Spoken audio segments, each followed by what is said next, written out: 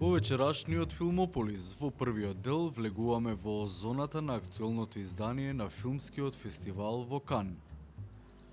Во вториот дел пак посвета на случувањата на домашната филмска сцена, најава на 34-тиот Браќа Манаки, како и снимањето на новиот филм на Антонио Митрикески Деца на сонцето.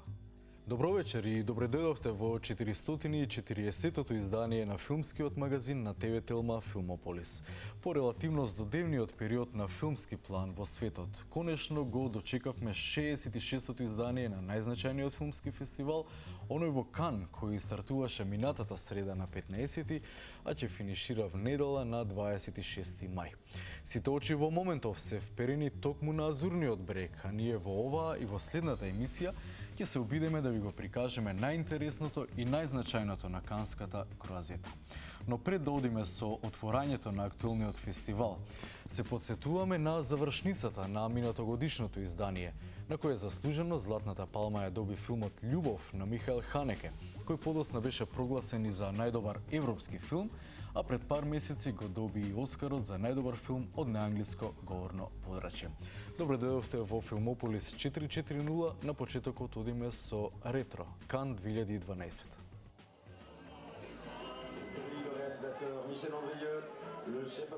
Вообичаено, меѓу оние што се дел од црвениот килим на затворањето на фестивалот, треба да се бараат и добитниците на канските награди, но синоќа на круазета можеа да се забележат и некои филмачи кои одноставно сакаат и мораат да бидат дел од овој настан, бидејќи на тој начин ќе бидат забележани од камерите и фоторепортерите и ќе влезат во филмската историја.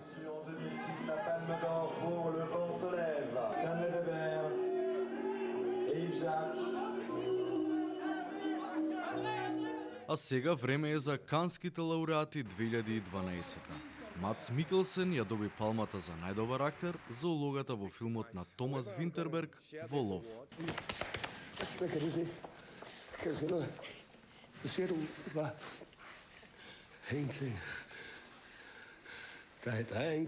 Палмата за најдобра актерка пак отиде во рацете на романскиот женски тандем Козмина Стратани и Кристина Флутур за нивните маестрално одиграни роли во филмот на режисерот Кристијан Мунгиу Задридовите. Драмата на романскиот режисер ја доби и наградата за најдобро сценарио на фестивалот.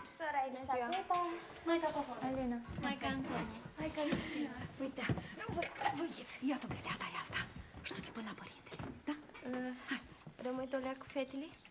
Hai tu, uite că doar nu mănâncă nimeni, haide. Наградата на жирито, Жири Прайс, му припадна на Кен Лоуч за филмот Уделот на ангелите. Мексиканецот Карлос Рейгадас пак ја доби наградата за најдобар режисер, а втората награда по вредност Гран Прито ја доби италијанскиот режисер Матео Гароне за филмот Реалност. Så spændende. Giv mig bare en aften Bagdadja. Fucking near one over here in the desert heat, man. Bob Blair, the story. The promised land. It's in there. Beat out here. Just fucking trust me and you'll find it. И на самиот крај, сите почести одат на адресата на австрискиот мак Михаел Ханеке, која доби Златната палма за филмот Љубов.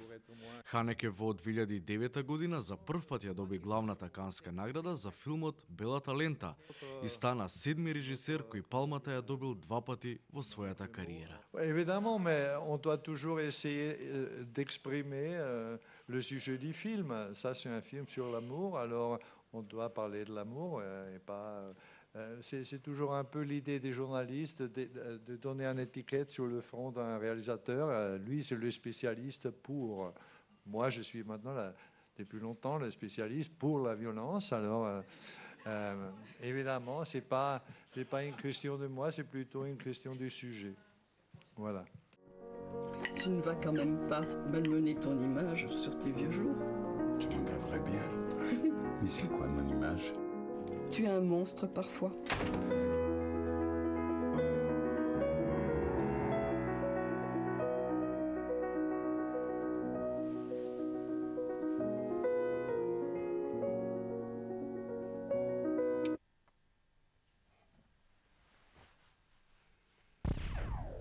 Океј, тоа беше мало подсетување на минатогодишните лауреати во Кан, а сега е време да се посветиме на случувањата во првата недела од годинашниот 66-ти Кански филмски фестивал, кој беше отворен со светската премиера на Големиот Гетсби, филм кој веднаш по Канската имаше премиера и во нашите домашни кина, што е одлична можност и за домашните филмофили, барем за момент, да се почувствуваат во кански филм.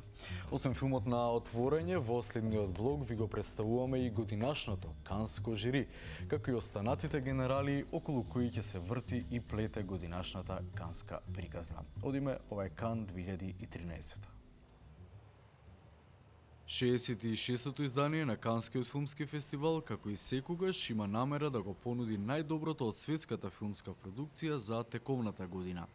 Годинава во трка за главната награда се филмовите на Роман Полански, браќата Коен, Стивен Содерберг, Такаши Мике, но и на помалку познатите филмски автори од Кина, Иран, Чад, Канада, Тунис, Мексико, Јапонија. Се на сет 19 филмови во официјалната трка за палмите, за кои ќе одлучува жирито на чело со Стивен Спилберг, за кој велат дека ќе има тешка задача при крајната одлука. На тоа мислење е и директорот на фестивалот Тиери Фремо. And it's great to have someone like Steven Spielberg to be the president of the jury, because as you have in the selection people like the Coen brother, the Ashghar Farhadi, who got the Academy Award, or James Gray, or Steven Soderbergh, or Roman Polanski. So these are great filmmakers, and these great filmmakers must get something of legitimacy from the jury. And when you have someone like Steven Spielberg to be president, we have the legitimacy of that. Традиционално, една вечер пред официјалното отворање на Канскиот фестивал, организаторите приредуваат свечена вечера за членовите на жирито, во која покрај Спилберг уште фигурираат и оскаровците Никол Кидмен, Англи и Кристоф Валц, како и јапонскиот режисер Наоми Кавасе, романскиот Кристијан Мунгиу, екс-кански лауреат, потоа британската филмаджика Лин Ремзи, индиската актерка Видија Балан, како и домашниот француски актер и режисер Daniel Oti. I think that, we're always judging. We're always sitting in kind of personal, private judgment of the movies that we see anyway. This is not so different than going to a film and forming an opinion and waiting to see if the film, changes you, waiting to see if the film introduces something you've never seen before in the movies. And so I think that, and also everyone sits in judgment of us, so. It's true. It's our turn. I wanted to be a part of this group, this jury, because when I was asked, I knew that Stephen was going to be president, and I've known Stephen a long time, but I've never got to spend 2 whole weeks with him, so I'm really looking forward to that. Steve and I were good friends. I worship him. I don't know how he looked at me, but I worship him. I don't think any result will change how I feel about him or even about myself. He's my hero. За честа филмот Големиот Гетсби да го отвори новото издание на Канскиот фестивал и покрај тоа што истиот веќе имаше своја американска премиера минатата недела, Фремо вели. Well, we are friends with people of Hollywood, and especially with the studios. When I go there, I'm very well received, welcomed, but as you know, we need to manage the schedule. We them, and it was a wonderful opportunity to have got the Great Gatsby for the opening night, because I want to say it's a perfect example of Cannes, but it's almost that.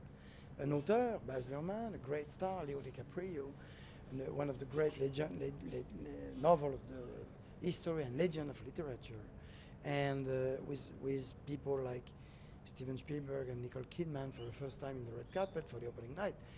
This is part of the dimension and of the legend of Cannes. Gatsby. He had an extraordinary sense of hope, but I had the uneasy feeling that he was guarding secrets. Milk tears, I did this for you. Gatsby. I'd like to know who he is and what he does. Gatsby? What Gatsby? И конечно, свечениот момент, самото отворење на фестивалот со 3D спектаклот на Баз Лурман, ремейкот на славниот Големиот Гетсби, со Леонардо Ди Каприо, Кери Малиген и Тоби Мегваер во главните роли. Ди Каприо на пресот изјави дека книгата на Скот Фицџералд ја читал во млади години, но дека дури сега почнал да ја разбира. One of the most powerful things about this novel is that it's still discussed nearly 90 years later. People are still talking about and trying to dissect each one of Fitzgerald's statements, each one of his lines, every bit of symbolism. And it was kind of an endless journey as we discussed this novel, trying to dissect what he truly meant for each scene, from scene to scene. По Strictly Ballroom од 92-та и Мулен Руж 10 години подоцна, режисерот Баз Лурман на голема врата се враќа на Канскиот фестивал со ремейкот на Големиот Гетсби. Тој вели дека му причинува задоволство што ја враќа приказната на Фицџералд на француската ривиера, онаму каде тој и сопругата Зелда во минатото ги доживеале најгламурозните моменти во својот живот. But something happened the other day that has been for me really the end of the journey. Because I was at the premiere in the United States, and an extremely regal woman came out of the shadows, really, and she looked at me and she took me by the hands and she said, "I've come all the way from Vermont." And, you know, I don't know why she sounds like Katharine Hepburn, but in my mind, I felt like I was in Golden Pond. You know, your father does love you, but I've come all the way from Vermont. She was so regal. I've come all the way from Vermont to see what you've done with my grandfather's book. And you can imagine I went cold because I had never met her, and she's a very private woman. And she said, "I think Scott would be proud of this film because people have said, and for many years, that you cannot take his first-person narrative and make it into a film." And he said, and she said, "And I think you've done that. And by the way, I loved the music." So for me, that was about as good as it could possibly get. God's truth about myself. I am the son of some very wealthy people. Sadly, they're all dead now. I lived in all the capitals of Europe, collecting jewels, hunting big game, painting a little. Then came the war, old sport. Every allied government gave me a decoration. Во почетокот на овој век, Македонија уште се наоѓаше под владењето на Турската империја. Но народот водеше борба за слобода, спремајќи се за вооружено востание. Меѓу многобројните борци се наоѓаше една група млади патриоти кои се бореа за слободата на својата земја на еден поособен начин. По Канската променада се селиме на домашно филмско тло, продолжувајќи со фестивалски шмек. Символично на денот на отворањето на Канскиот филмски фестивал, во Скопје се одржа првата конференција за новинарите по повод новото 34-то издание на фестивалот на филмска камера Браќа Манаки во Битола, кој годинава ќе се одвива од 14 до 20 септември. На првиот прес, директорката на фестивалот Лабина Митевска ги презентираше мотото и визуелниот дизајн на фестивалот. Како што знаете, веќе 5-та година соработуваме според мене со една од најдобрите маркетинг агенции во Македонија, Футура 2x2, и секоја година со нив се трудиме да дојдеме до некое ново, некое иновативно, некое оригинално решение, како на постерот, така и на целокупниот визуелен материјал. Оваа година се потрудивме да го сториме истото и после долги разговори започнавме да размислуваме што е светлината и што значи за нас светлината. Знаеме дека светлината е главниот двигател на филмската магија. Без светлината директорите на фотографија не би можеле да работат и што е најважно, без светлината би немало живот. Светлината ни го разубавува животот, светлината е она најглавното за нас. Токму поради тоа, мотото на Овогодинешното 34-то издание на најстариот фестивал посветен на филмската камера е Пушти ја светлината или пак на англиски Let the Light In. Најзначајната информација презентирана на пресконференцијата беше онаа поврзана со филмот на Отворање, кој по мајки на Милчо Манчевски пред 2 години и трето полувреме на Дарко Митревски минатата година. Честа да го отвори фестивалот годинава повторно му припадна на еден македонски филм. Се работи за вториот целовечерен проект на режисерот Игор Иванов Изи, Соба со пијано, кој доби поддршка за развој на сценариот токму на сценаристичкото катче на браќа Манаки пред пар години. Нашите амбиции беа многу поголеми од буџетот кој ни беше на располагање. Ова е нискобуџетен филм, значи во европски рамки тоа е можеби нормален буџет, но кај нас буџетите се поголеми од она што е просек во Европа. Овој филм го завршивме за 890.000 евра и точно во 26 снимачки дена. И тоа бараше неверојатни припреми, бидејќи без тоа не ќе беше возможно. Имавме доста странски актери и многу странска екипа со фиксни термини. Некои доаѓаа буквално на снимање и заминуваа ноќта после тоа на аеродром да летнат на некоја друга снимање во Германија или Лос Анџелес. Филмот моментално е во конечна постпродукцијска фаза, што значи дека тој е релативно завршен. Имаме нулта копија, недостасува уште да се направат последните корекции на тонот и на сликата и да ја испринтаме копијата. Имаш неверојатна актерска екипа, но не само од Македонија, туку една екипа од брилијантни актери и од Балканот, а и од Европа. Каква беше соработката и колку си задоволен?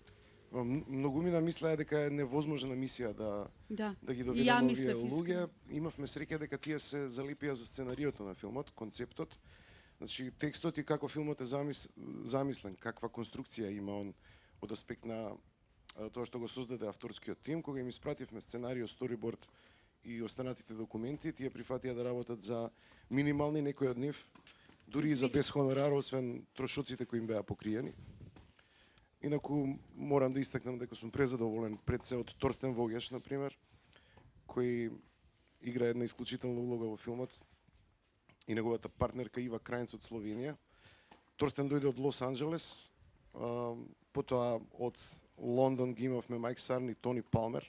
Тони Палмер е режисер, инаку доста познат по своите музички филмови, има работено доста играни филмови на тема музика, значи за некои познати светски композитори, исто така и документарни филмови, личен пријател со Џон Ленон. Има направено еден филм, легендарен филм за Френк Запа, исто така. Би ги спомнал Светозар Цветковиќ, кој сите ние овде добро го знаеме од некои филмови од Македонија и регионот. Јагода Кумрич и Невена Ристич, тоа се две актерки во тенденција, едната е од Хрватска, другата е од Србија, играат партнерки во филмот. Фантастично беше да се соработува исто така и со нашите актери кои беа на ниво на останатиот каст. Тука си Игор Стојчевски и Симона Спировска, која прв пат се појавува на филм, направи фантастична улога, потоа Васил Зафирчев, од кој сум презадоволен, и јас и целиот тим, сите што соработуваа на овој филм. Овој човек остави извонреден и неверојатен впечаток. Фирдаус Неби и Денис Абдула ја возат турската приказна во филмот, бидејќи филмот е составен, ова е своевидна студија на епизодни карактери, е составен од 6 различни приказни кои се испреплетуваат околу една седма централна приказна на централниот лик во овој филм, кој го игра Наташа Петровиќ, извонредно талентирана наша актерка.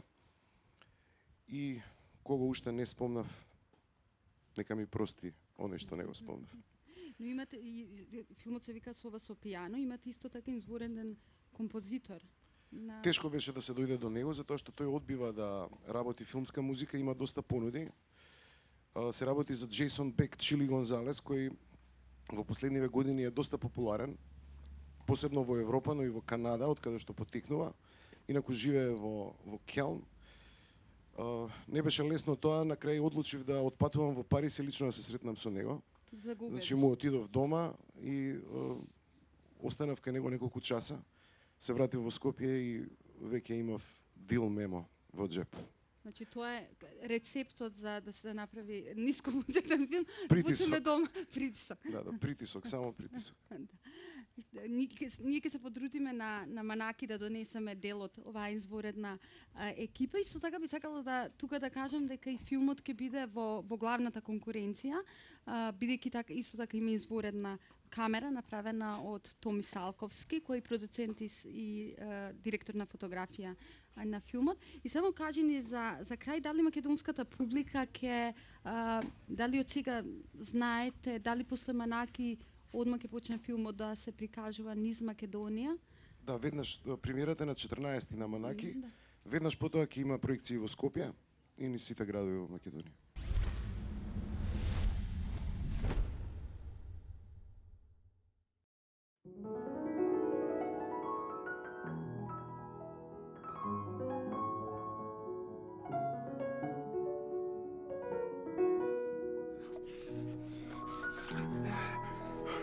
Već šta mi sad te nalaža?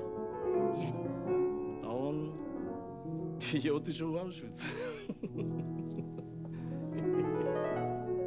Tvoje su baš lijepe. Moje su male.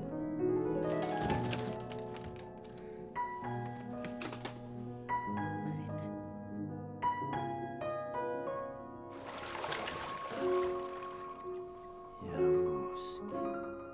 Ti ne ruski.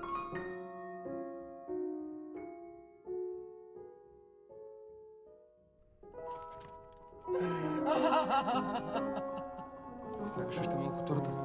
Schaam domme. Warum, Victor? Was redet er? Er sagt, das Zimmer ist nur für die VIP-Gäste.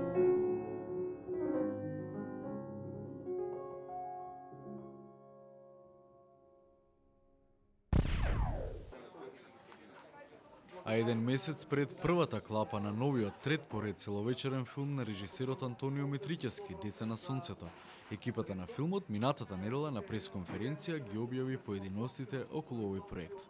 Тоа беше убава можност да се запознаеме со екипата на филмот, но и да позборуваме со режисерот Митричевски, кој по Преку езерото и Како лош сон конечно ќе го реализира и својот трет филм по сценарио на Гордан Михич, автор на култните Среќна нова 49-та, Дом за бесење, Црна мачка, Бел мачар, Заборавени, Туѓа Америка.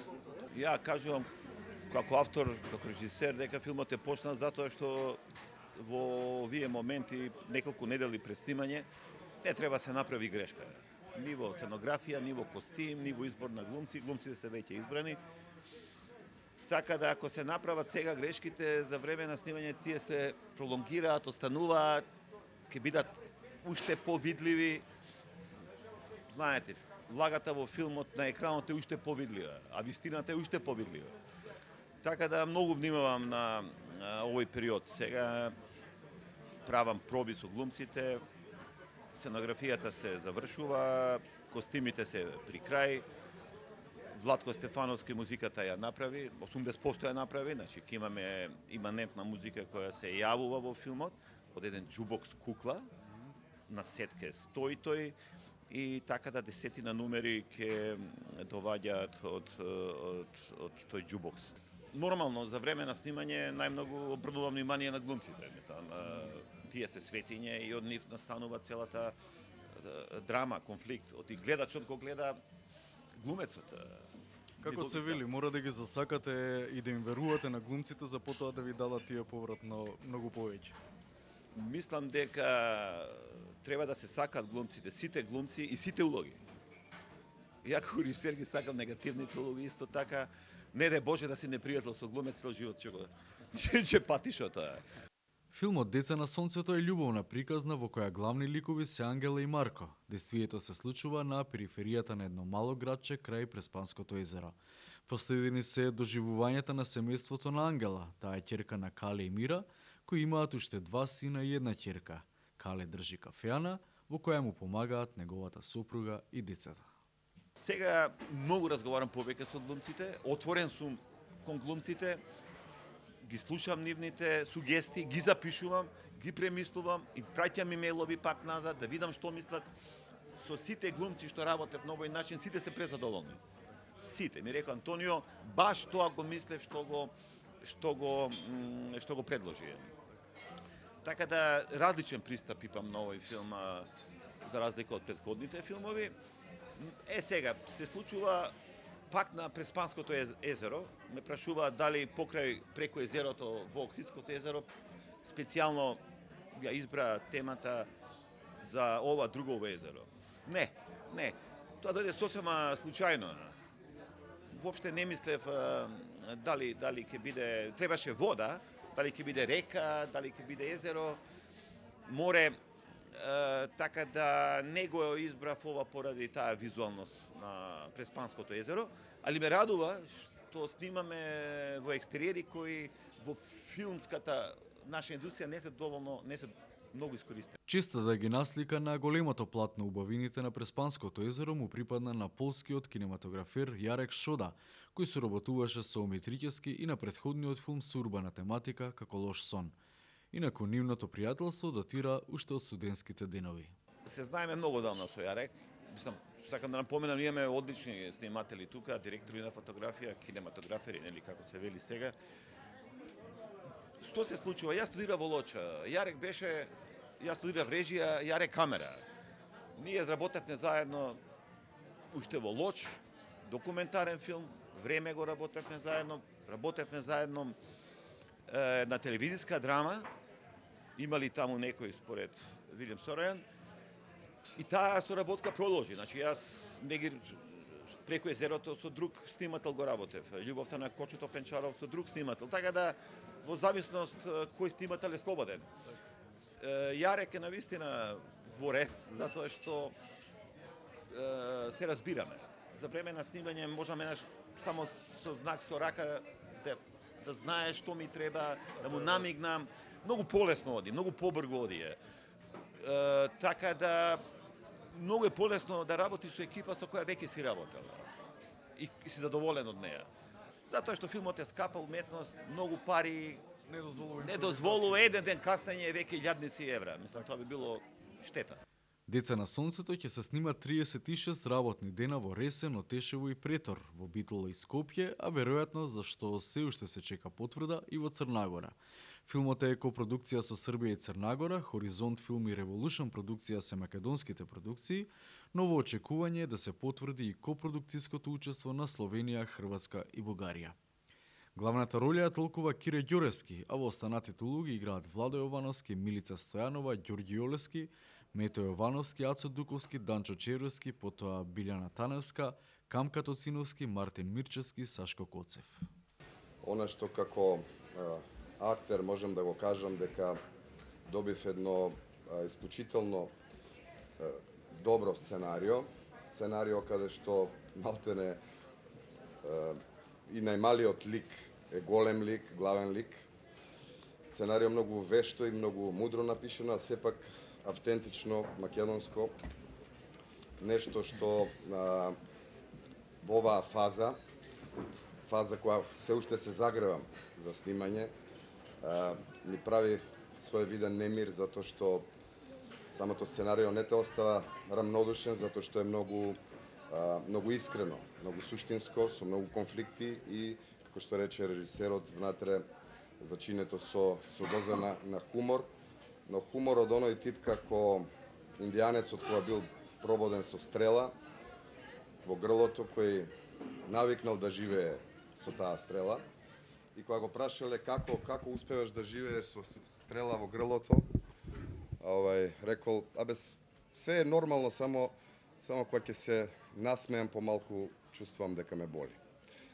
Така да тоа е како метафора нешто најблиску до проблемите и до шмекот што го има ова сценарио. Значи, актерската екипа која вклучува и 3 деца избрани на кастингот во Ресен, веќе на големо ги подготвува своите роли, а во епизодна улога на музичар, пријател на семејството во филмот, ќе се појави и Владко Стефановски, кој ќе биде и автор на музиката, и кој интересно по 16 годишна пауза повторно снима музика за домашен македонски филм. Може би е малку чудно, но ете така, поминаа 16 години од мојата работа со Столе Попов на филмот Gypsy Magic.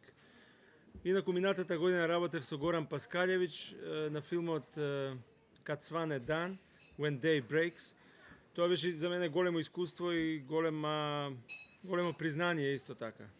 Драго ми е што Антонио се сети на мене да ја работам оваа музика. Со големо задоволство ќе ја работам.